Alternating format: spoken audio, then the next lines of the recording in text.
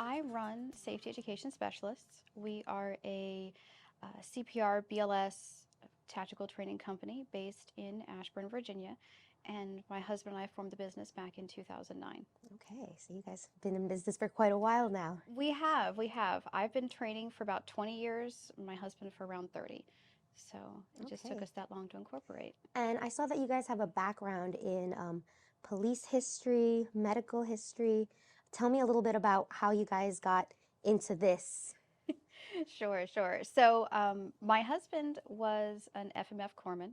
So that is a Navy corpsman who is assigned to the Marine Corps. So that's where he got some of his start with this. When he was younger, he was an EMT and a paramedic up in Baltimore as well. And for me, I was an optician Wow. way back when. And when we met, I didn't really know what he did in terms of training. He didn't know what my background was.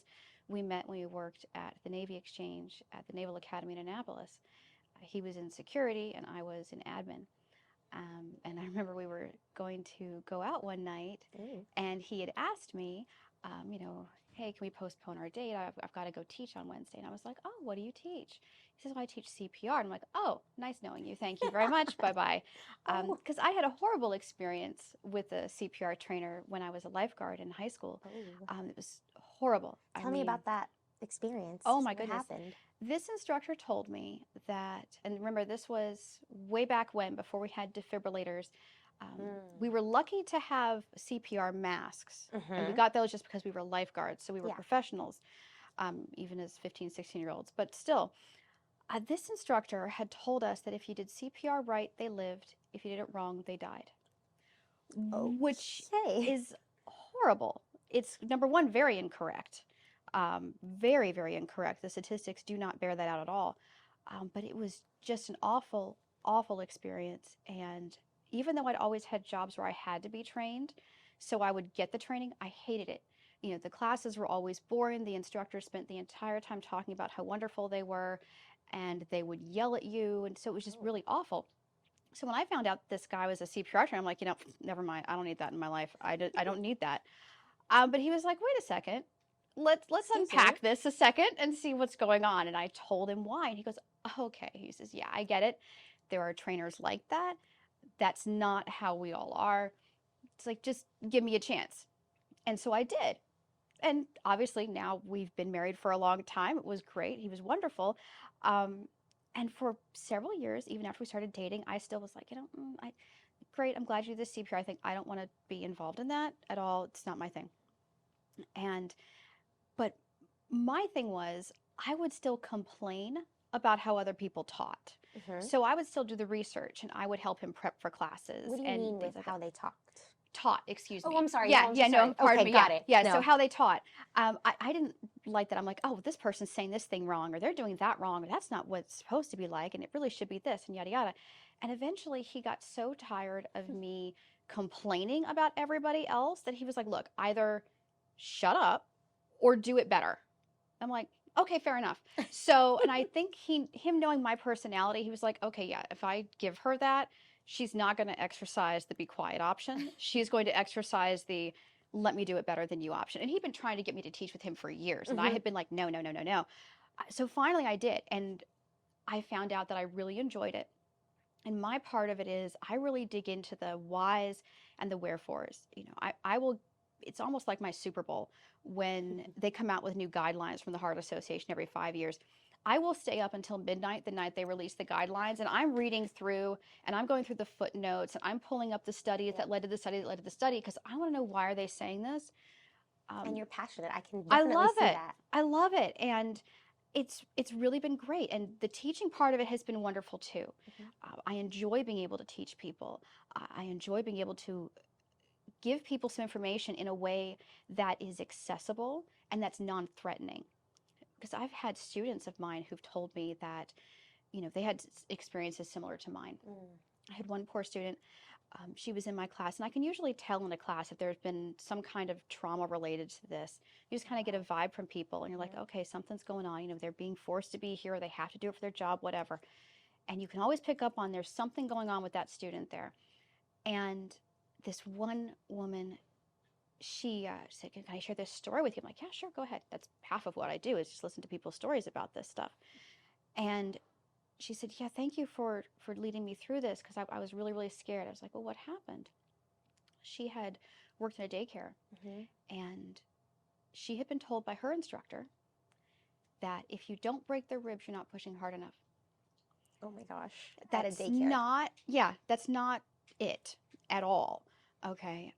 Broken ribs can happen, but usually Mm-hmm. only in adults, and in children or infants, rarely, because their bones are so soft. So Mm-hmm. it's like, that's completely wrong for a daycare, but okay, fine. I said, well, what happened? She goes, well, I had to do CPR to one of the kids, and the kid didn't make it. And I thought Oh. because I didn't break his ribs, I did it wrong and I let him die. And I'm like, oh, Oh, no, that's no. very traumatizing for Yeah, her. I was like, okay, we're going to unpack this right now because, so I'm not going to let you walk out of here until you know that you did okay and you did not make this happen. Mm-hmm. And it was just unpacking the guilt that she had held for Yeah. so long over this. And, Can I just say that yeah, your intuition and like reading people, like that is so important. And I feel like a lot of people don't do that. They're just like, thanks for coming to class. Bye. But yeah, you just like unpack stuff and you want to get to know people and you can kind of tell based on your experience in the past. yeah. That's so some of it's based on my CPR experience. Some of it, honestly, as I've unpacked with my own therapist, I'm a big proponent for mental health. Same. Some of it's a trauma response, Mm-hmm. things that I've gone through in my own past that have made me very aware of other people and just Mm-hmm. picking up on, what their vibe is, what their mood is, how is this person functioning in this group. Mm-hmm. And there's good and bad with that. Yeah. The good part is, yeah, I can usually figure out if someone's got something going on, Mm-hmm. and it's great to be able to help them unpack that because seeing her feel okay at the end of it was so good. I'm like, oh, good. It's like, so now you can go to work and you can No. be with these children and you don't have to hold that guilt of thinking Oh you my did something gosh. wrong. Yeah.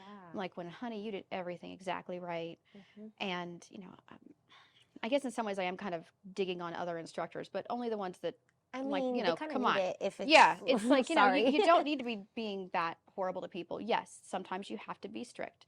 Yes, sometimes you have to tell people uncomfortable truths, but you Mm-hmm. don't have to do it in a way that's nasty. Yeah. And you don't have to scare people. People are already afraid of this topic, because we're dealing with, quite frankly, death.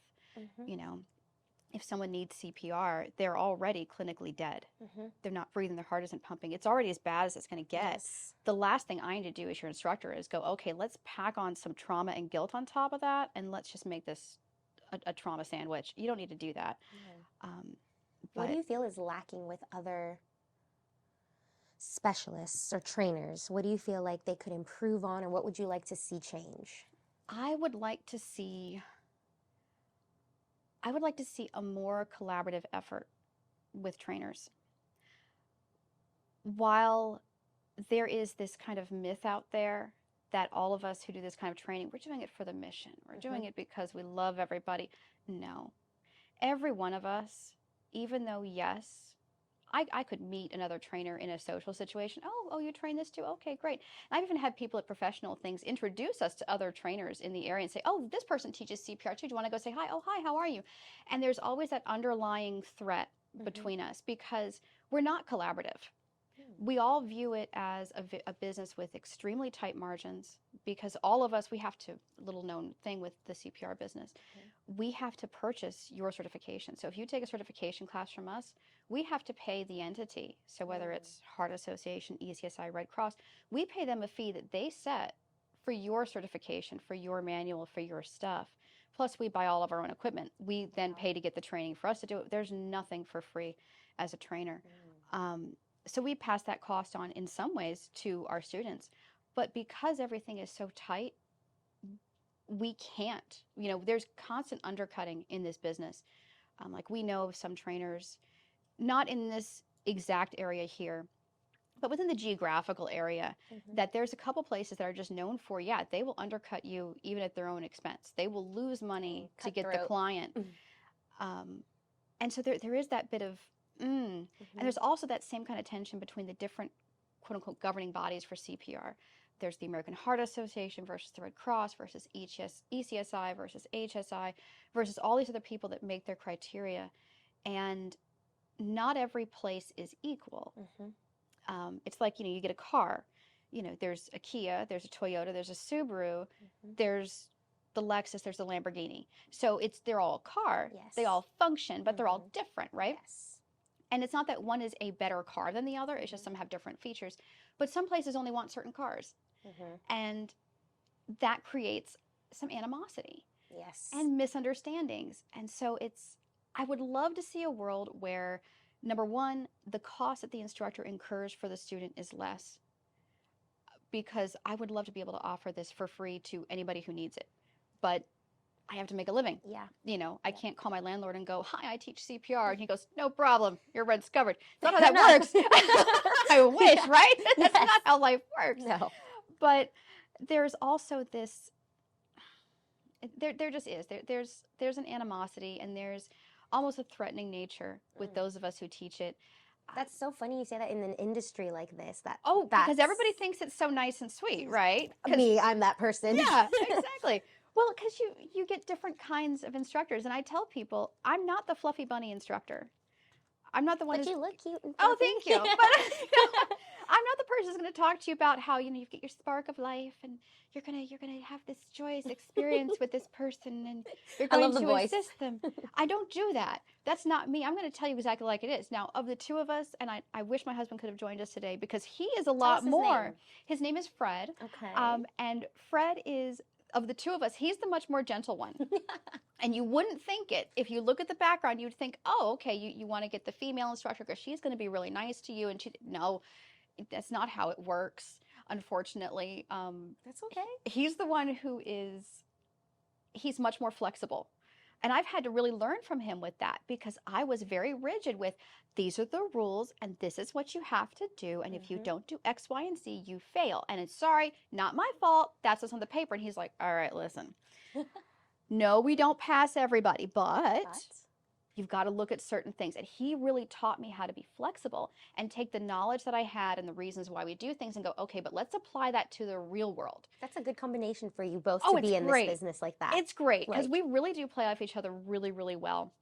The times when we get to teach together, I really value those, because we will ping pong off each other throughout a class. And it really, the dynamic works out really, really well. I really enjoy doing that. So, yeah. And can you tell me what all classes you offer and teach and who your clientele are? Sure, sure. So for my classes that I teach, we do everything from, like civilian level CPR and AED training. For the Heart Association, it's called Heart Saver. And that's for the general public.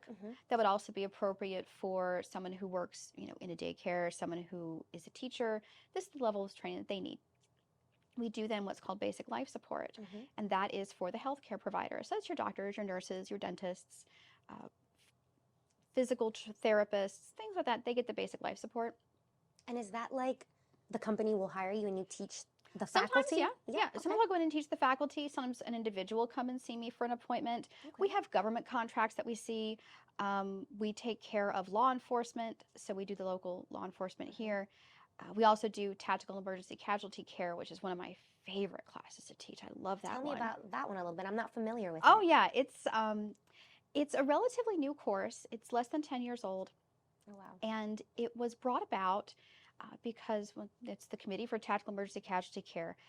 They were started by a group in Alexandria that noticed that there was a big hole in what we were seeing. So we saw the general training the public would get, but then we had, unfortunately, mass shootings and response to that. And they're like, okay, what's going on? So the first tier response that came out of it was the Stop the Bleed classes, which are extremely accessible.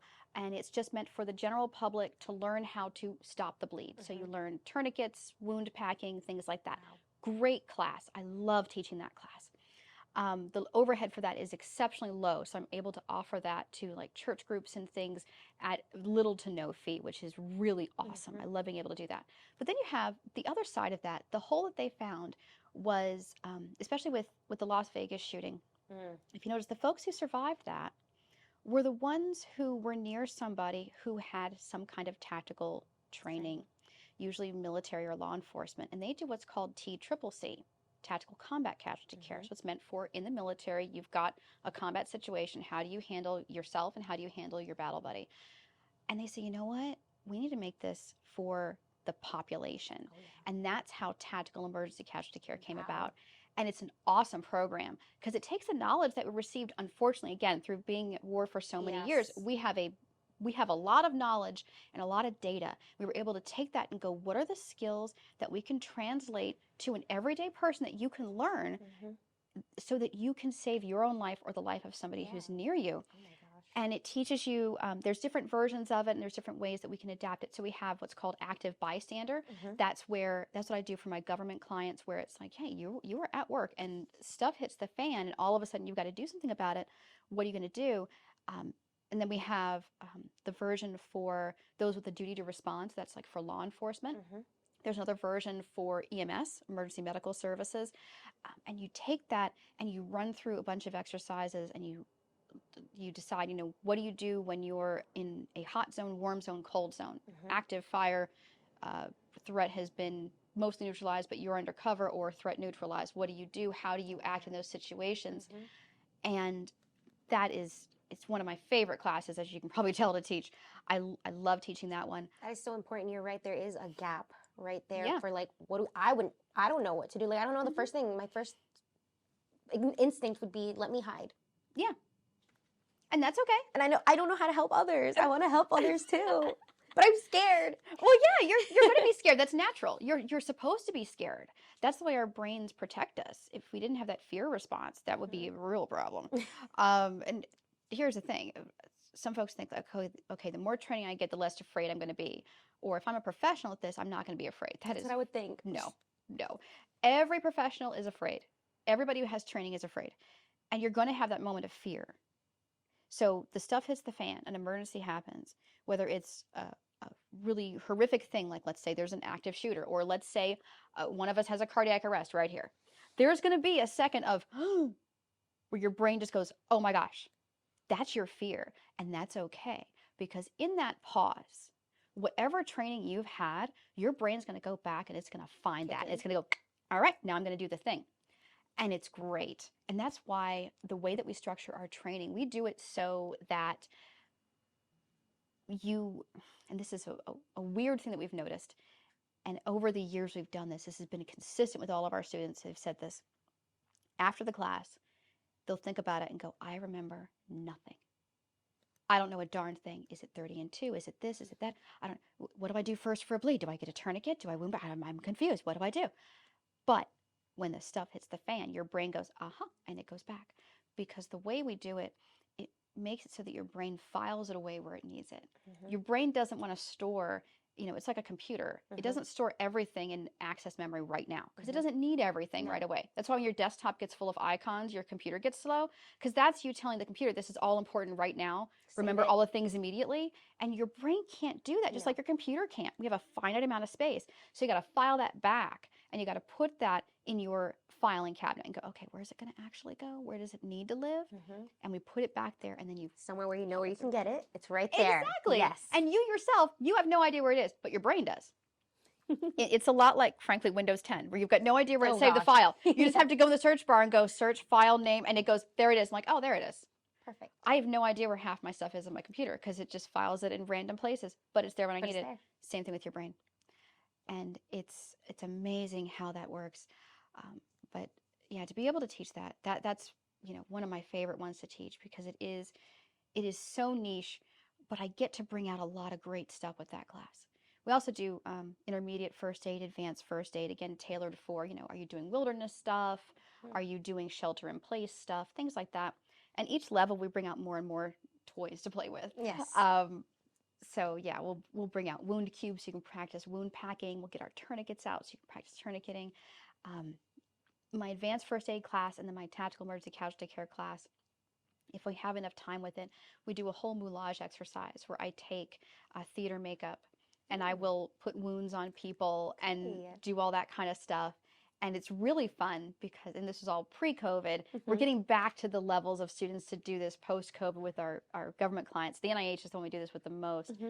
And we'd take our classes, our students from prior classes, and they could be our actors for the new class coming up. So Okay. we'd get, 10, 15, 20 people coming in, like, all right, what kind of wound do you want? What do you want to Want a do? bloody eye, Exactly. lip? I do. I actually do have an eye popped out that I can Oh do my on people. gosh. So I can make your eye hanging out. I can give you busted teeth. I can have a finger gone. I Wonderful. can have you not lop off a foot. I can do all the things for you, and Do it's you know really fun. makeup, like special effects? Like, Yeah.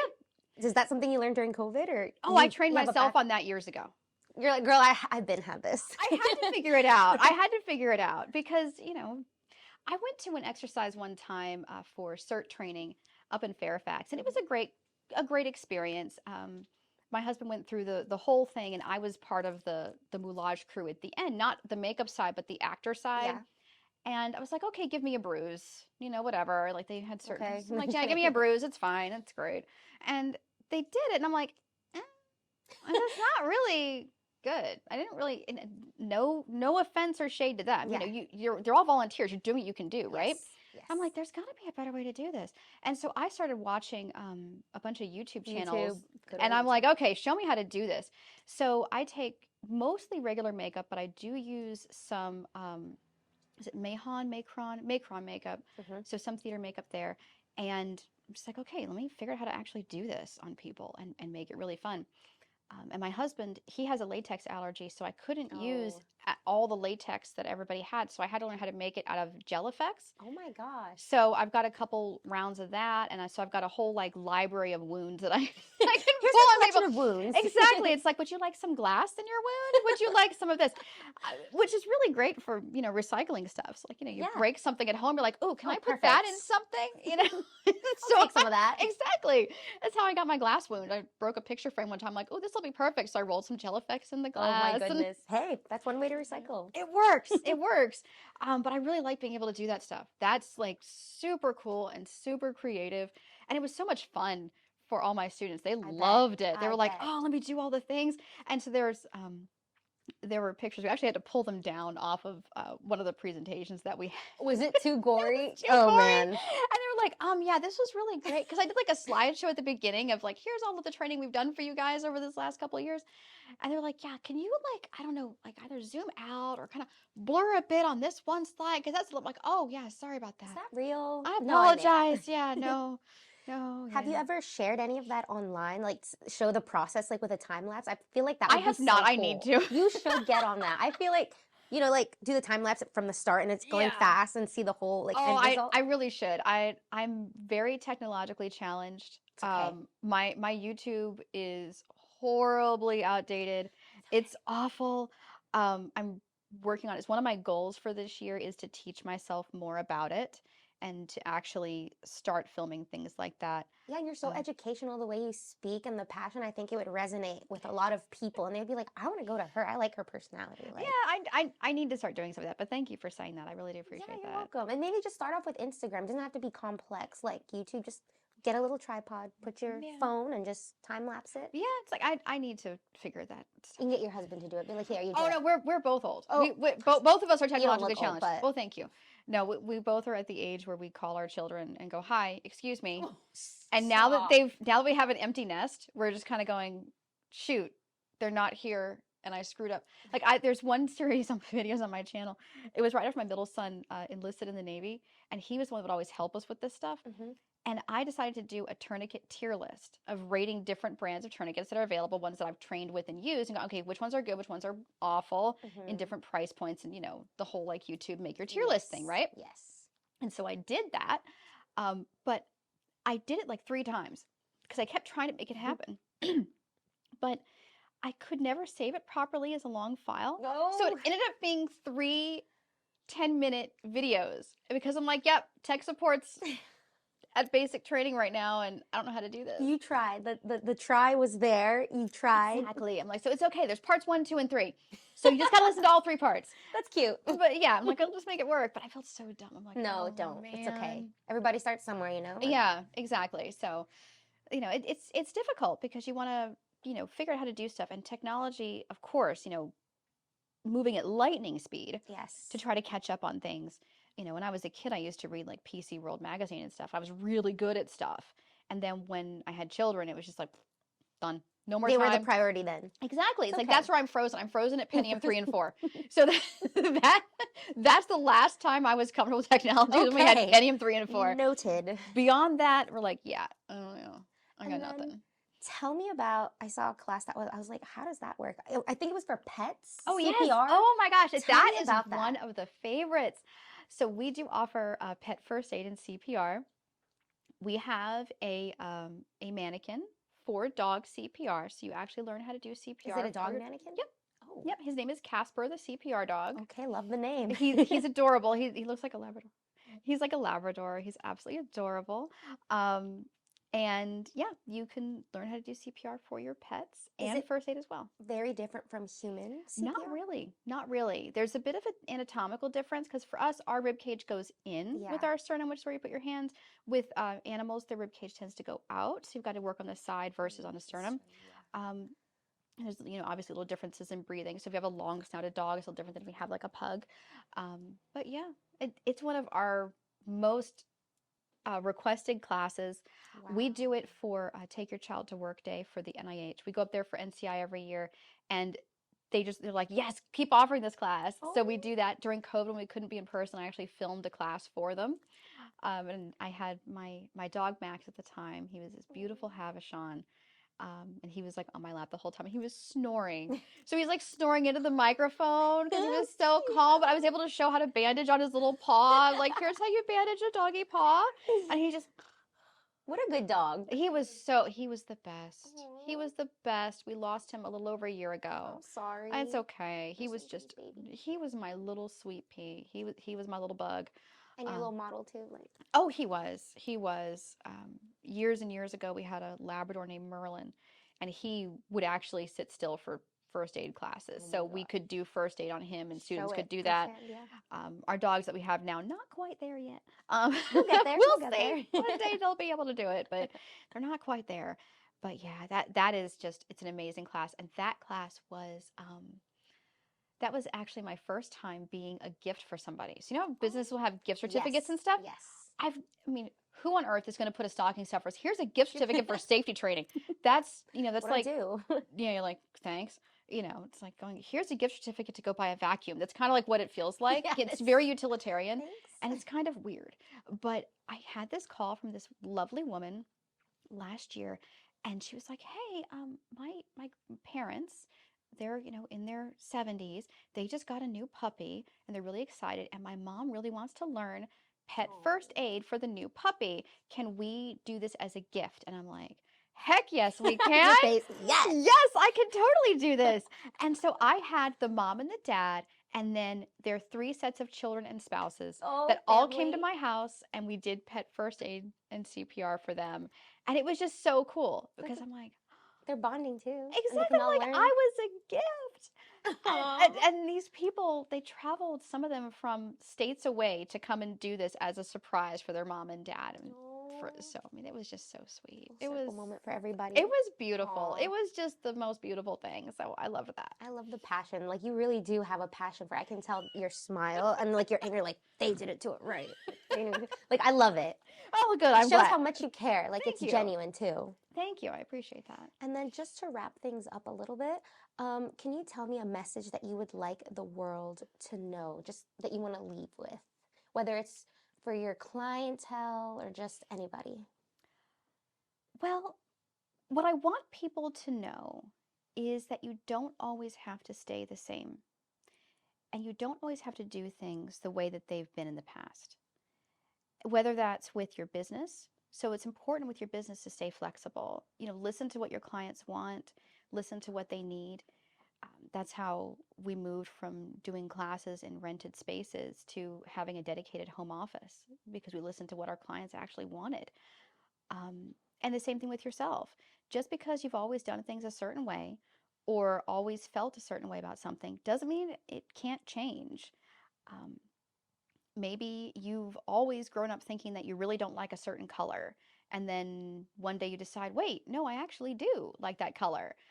I used to think I really hated the color pink, like just the worst color in the world. And then millennial pink comes along. I'm like, that's adorable. I love it. And so I completely changed my mindset. Like, I love millennial pink. This is really cool. It's a great color. I love it. I love that for you. So don't be afraid to change. Don't be afraid to look at your mindset and what you think is the way that you think about something and go, you know what? Is this really the feeling I'm having right now about it? Or has my feeling evolved? Because we're supposed to grow, we're supposed to change. And it's a beautiful thing when that happens. It's absolutely beautiful. That is such a good message. I have to like agree with that because sometimes we're so stuck in our way and we're sure that it's the way, you know. Oh, yeah. But then you see it done a different way or you try and you're like, you know what, this was actually easier. And sometimes you want to fight it back yourself because I'm like that sometimes. I'm like, and then you're like, you know what, that wasn't so bad. Like I'm open to change. And maybe you think that someone else is going to judge you because, you know, again, like for years, I don't like pink. But now it's like, but I do like millennial pink. You're I like, think thought you that's didn't cool. like it. And it's just Exactly. like, And you know what? You have to be able to go, yeah, I didn't like it then. At that stage, at that time in my life, I didn't like it. But now I do. yeah. And it's that's okay. Yeah. It is all okay. Yes. Same mind. Yeah, right there. I love it. Well, thank you so much for coming in. I love all the advice and thank you so much for your time. Oh, thank you so much for having me. I appreciate this. This was really a great experience.